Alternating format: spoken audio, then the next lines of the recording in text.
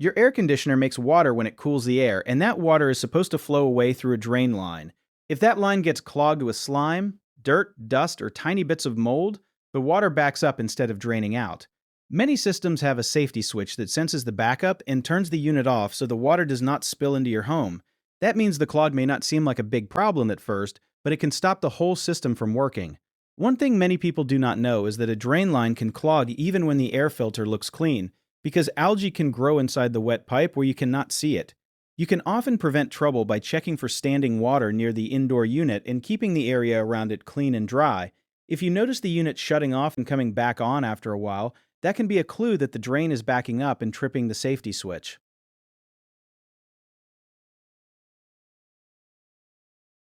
A common mistake is waiting until water is dripping before checking the drain, but by then, the shutoff may already have protected the system from damage.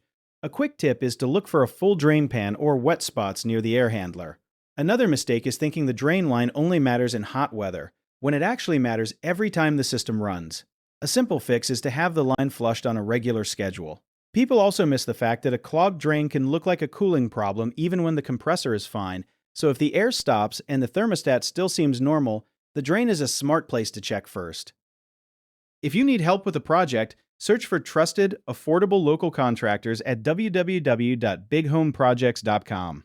Another option is to download our app, Jawbit Tier, where homeowners and property owners can list jobs and have home service experts and contractors reach out and message you back with their estimates.